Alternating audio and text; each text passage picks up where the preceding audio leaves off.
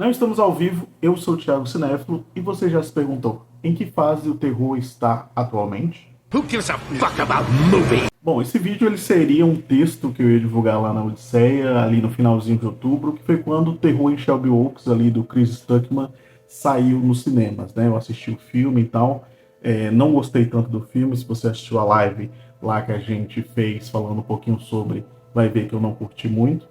Mas a ideia aqui é discutir a fase do terror atual. E eu queria dividir inicialmente esse vídeo em três momentos, né, em três subseções, né, que seria a parte mercadológica, que seria puramente no achismo, porque eu conheço muito pouca coisa de mercado de cinema. A outra parte seria de público, que aí eu já me encaixo, porque eu sou uma pessoa que consome muito terror. E a terceira seria a parte criativa, que já é uma parte mais pensando com a cabeça de roteiristas, produtores, diretores, enfim. Mas acaba que a minha ideia morreu, porque eu acho que tudo isso está meio intrincado junto ali, tá tudo muito correlacionado uma coisa com a outra, então eu vou acabar falando aqui o que me der na telha nesse caso. Essa análise é baseada em coisas da minha cabeça, em coisas que eu li, enfim, coisas que eu vi, né? Tendo como base aí o Terror em Shelby Oaks, que é o filme do Chris Stuckman, que saiu no ano passado. Para quem não sabe, o Terror em Shelby Oaks é um filme de terror que mistura ali found footage, mistura ali falso documentário e também filmagem convencional. O Stuckman, ele era um youtuber muito famoso, ele, não sei se ele ainda faz vídeos, mas ele era um youtuber muito famoso lá nos Estados Unidos, uma espécie ali de Dalila Nogari, Isabella Boscov dos Estados Unidos, para citar dois exemplos aqui claros. E ele sempre teve um desejo de fazer um filme de terror. No finalzinho já da carreira dele de YouTube, ele já começou a não dar nota para os filmes e tal, falar de uma parte mais mercadológica do que necessariamente uma parte fazer críticas mesmo dos filmes, né, sem dar nota e tudo. E aí ele migra para o terror com o Terror em Shelby Oaks, que faz muito sucesso ali nos festivais de cinema por onde passa.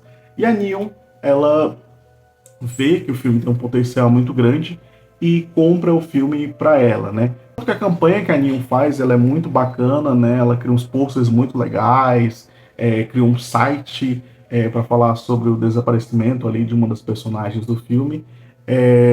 Só que a Neon, ela dá mais 1 milhão na mão ali do Chris Stuckman e fala, ó, gostei do seu filme, mas acho que ele é muito sugestivo, acho que ele não tá tão claro assim, então ela pede umas refilmagens ali, a produtora, pro Chris, e também pede um novo final. O Chris aceita, pega o dinheiro, aceita, ok, é mais US$ 1 milhão aí pro filme, um filme de baixíssimo orçamento.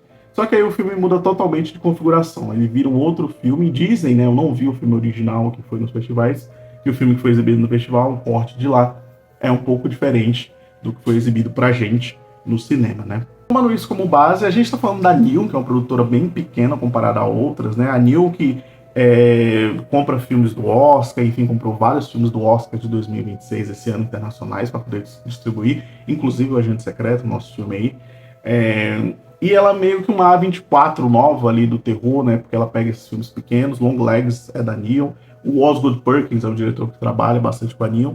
E a Neon não deve ser comparada ali com produtoras gigantes, né? Então, se isso é feito com produtoras menores, né? Esse domínio ali dos filmes, né? De comprar um filme e querer que o filme seja diferente, imagina o que acontece com produtoras grandes. E aí vai essa parte mais mercadológica da coisa, né? Claro, a gente vive num mundo capitalista, as produtoras são capitalistas, distribuidoras, enfim. Então elas querem um lucro, elas querem comprar um filme de terror já pronto para lançar ele.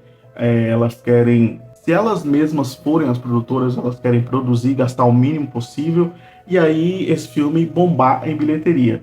É o que acontece com muitas produtoras menores, né, ou com muitas produtoras até grandes, como a Blumhouse e a Atomic Monster do James Wan, a Blumhouse do Jason Blum, de pegar filmes ali pequenos, de produzir filmes de baixo orçamento e os filmes às vezes bombarem na bilheteria, né? Nesse caso a gente está falando aí de um terror um pouco mais convencional, né? E isso acontece bastante com várias outras produtoras. O próprio Corra, do Jordan Peele, né, que custou ali US$ 5 milhões, arrecadou muito mais do que isso nos cinemas, nas bilheterias. Então, de certa forma, há um lado lógico ali nas produtoras, né, desse lucro, e não é só no terror, mas no cinema no geral. Mas a questão é, em que fase o terror está atualmente? Porque se a gente for buscar ali referências antigas, né? A gente vê ali o terror mais clássico ali dos anos 30, dos clássicos da Universal, e aí expressionismo alemão, até culminar ali em Psicose ali nos anos 60. Nos anos 60 a gente teve o exploitation ali, o giallo e também o início do cinema slasher, que culmina nos anos 80, né? Nos anos 80 o boom dos slashers ali, dos assassinos mascarados. Também a gente teve filme de poltergeist, a gente teve filmes de casas e lugares assombrados ali nos anos 80. Acredito que muitos consideram os anos 80 o ápice ali do terror. Nos anos 90 a gente teve uma baixa nos filmes de terror, né? Principalmente ali no início, a gente teve muitas continuações desnecessárias dos filmes dos anos 80, então isso acabou afetando muito com alguns lapsos ali de criatividade, até que no final dos anos 90 a gente tem ali o Wes Craven, né, com seu Pânico, ou até mesmo com seu Hora do Pesadelo, um novo pesadelo, né, usando ali da metalinguagem, algo que seria só, que voltaria só muitos anos depois. No final dos anos 90 a gente tem também o Found Footage chegando ali com a Bruxa de Blair, e aí logo depois Atividade Paranormal, enfim, entre outros, ali já no início dos anos 2000, que é tomado por um boom de refilmagens, né, de clássicos. A gente teve Três Fantasmas, A Casa de Cera, que é uma refilmagem de Museu de Cera. A gente teve o Massacre da Serra Elétrica também, e aí depois veio Hora do Pesadelo, veio Sexta-feira 13, outros remakes aí que saíram na mesma época. Na década de 2010 a gente sofre a era do pós-horror, né, do terror elevado, filmes de terror mais focados em debates sociais, em temas sociais mais psicológicos ali, aconteceu bastante. E também a metalinguagem, né, retorna ali. Muitos filmes de terror metalinguísticos saíram ali da rebarba de 2010 a 2020, e isso tem respingado também aí nos anos de 2020. A fase atual do terror é um terror mais independente, mas também um terror de grandes produtoras sendo feitas, né? Falando em relação ao público, muita gente curte mais filmes de terror mais densos, mais psicológicos, considerados, entre muitas aspas, mais cult, mas outras pessoas gostam dos filmes de terror mais galhofa, um terror de shopping ali, como Invocação do Mal, que a galera curte de verdade. E aí tem gente que nem eu, ou que nem boa parte aqui da galera do Não Acreditei Nada, a gente gosta muito dos dois, né? Gosta dos dois separados, gosta dos dois unidos. E eu acho que o terror dos anos 2020, ele tem ido por esse lado de agradar esses dois públicos, né? O próprio A Substância, que é um filme que toca em temas muito bons, que tem um terror psicológico muito bom, mas também ele é um filme que usa muito do gore, usa muito do terror corporal, e o final ali, muita gente não gosta de A Substância porque ele se entrega totalmente à galhofa, à loucura, então a galera não curte. Às vezes o público, ele quer que o filme seja 100% alguma coisa, ele quer que o filme seja 100% sério todo o tempo, não pode ter nenhuma piada, porque senão, se você rir, não é um filme de terror. Se você não sentir outros sentimentos durante o filme de terror, se você sentir, no caso, não é um filme de terror. Então, o público ainda tem esse preconceito, né? A maioria do público tem esse preconceito. Não estou dizendo aqui que é errado você gostar só de terror galhofa, terror de shopping, totalmente ok, tá bom? Você tem que ter o seu próprio gosto aí para terror. Claro que você tem que consumir outras coisas, isso aqui é um conselho pessoal meu, mas eu acho que se você tem um gosto específico para terror, tudo bem, tudo certo. Se você só gosta também de terror psicológico, terror mais cabeça, tudo certo também. Mas o ideal é você consumir de tudo. Também você tem todo o direito de ficar frustrado quando um filme vai para um lugar que você não gosta, né? Afinal, é um gosto pessoal seu.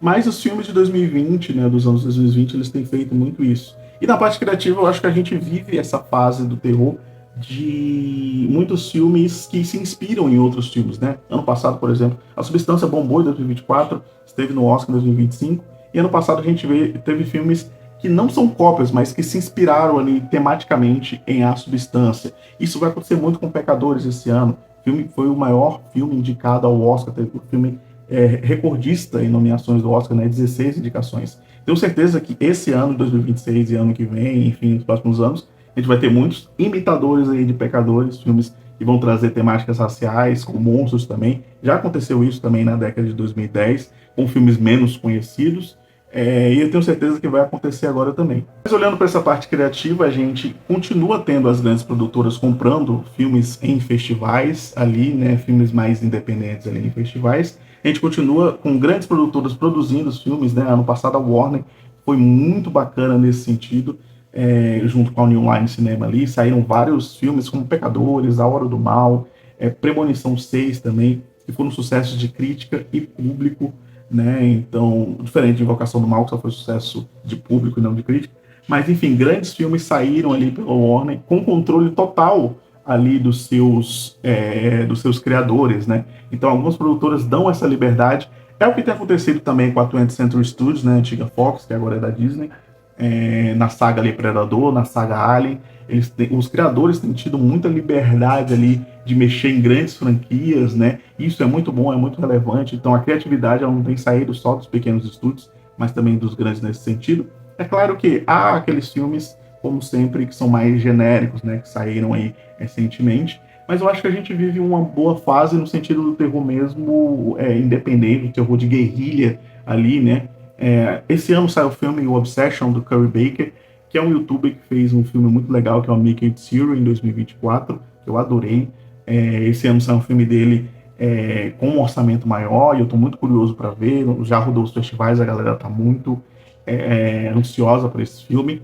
Iron Lung tem sido um sucesso, né? O filme custou 3 milhões de dólares e arrecadou mais de 30 milhões aí. Esse ano ainda tem o Backrooms também, que é um filme de outro youtuber. É isso, a gente está vivendo essa fase do terror de criatividade, de pessoas que trabalhavam com criação de conteúdo, né? Youtubers indo pro terror. Na década passada a gente teve essa migração de comédia pro terror, né? O próprio Jordan Peele, o John Krasinski também, o próprio Zach Cregger ali, de A Hora do Mal e Noites Brutais, pessoas que saem de um ramo para outro, né? Isso tem acontecido bastante. Outros diretores têm feito o caminho contrário, né? Sair do terror e ido para outros gêneros também, fazer essas experimentações. Então, eu acho isso muito válido, muito interessante. E eu acho que o terror vive realmente uma boa fase, uma fase de experimentações, uma fase de brincar com gêneros, né? Isso não. Muita gente fala, isso não é um filme de terror, mas aí o terror tem vários gêneros dentro dele, tem um drama, tem a comédia, tem o suspense, enfim, tem a ação. E eu acho isso muito legal, muito bacana. E é isso, gente. Sem preconceitos, continuem consumindo terror. Todo tipo de terror. Continuem abrindo seus horizontes, assistindo terror de outros países, de vários subgêneros, enfim. E é esse o recado que eu dou e esse o recado que eu deixo aqui. Não esquece de deixar seu like, ativar o lembrete e assinar o canal. Temos vídeos de segunda a quinta, tá bom? É isso. Voltamos em breve com mais uma análise, uma lista, uma opinião ou uma biografia. Tchau, tchau.